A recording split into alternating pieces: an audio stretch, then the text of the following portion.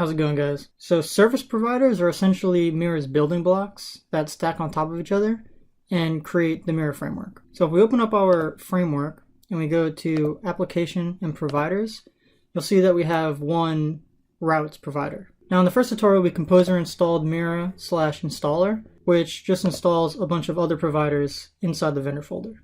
So if we open up that one routes provider and go to init, if we scroll down to the bottom where it says providers, it just gets all the providers and it includes it on top of the framework. So where it gets these providers is in the config file providers.php. And as you see, you have vendor/Mira/project. If we open up that folder, vendor, Mira Framework, project, you'll see we have an autoload file. The autoload just requires whatever is in that provider. So if we go to the config, we'll see that this is where the actual class resides. So coming back to the providers.php config file, we can see that these stack on top of each other. So for example, when you create your own provider to add capabilities to the framework, you'll have to know where to insert it. So for example, project doesn't need to inherit anything. Models inherits everything from project. @models inherits everything from project and models, so on and so forth. So if you create a provider that needs the render capabilities, you would just insert it under render.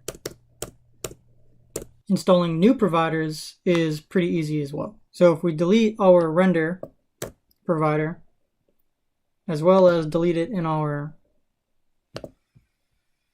vendor folder, refresh, and we'll see that it's broken. And it says that there is no vendor/Mira Framework/render. So if we come down to our shell, we could say composer require Mira Framework/render. Great. So if we come back, we'll see that it's now back inside the vendor folder. Let's just add those lines back, refresh, and we can see it's working perfectly fine. So this way you could easily create packages for Mira Framework that people can compose or install to add functionality to the actual framework itself. One more example is the Shorthand Provider. So if we go back to our default Mira app, which is under Application, Mira, and Routes, you'll see that we have route get and render view. So there is a shorthand function of get and view.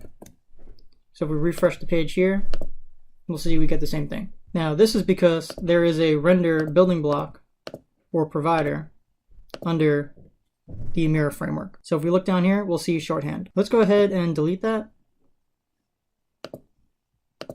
And let's delete it from our providers as well. So if we refresh, we'll see that we now have an error, that there is no function called get. So if you wanted to add your own functionality and your own functions to the Mira framework, all you have to do is build a Mira framework service provider, add it to Composer, and then anybody can Composer install it into their project, add it to their configuration file, and they're good to go. So an example of that would now be Composer require Mira Framework/shorthand.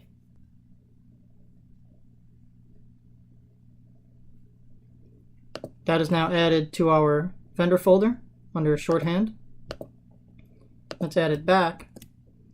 And now we have that shorthand property added to the Mira framework. So anybody can build these building blocks for Mira framework to extend it as little or as much as they want. If you're building a blog, then you might want the blog shorthand functions. If you're building out a content management system, you might want certain template tags added to your framework that are specific to content management dashboards. So one last thing, if we go ahead and go to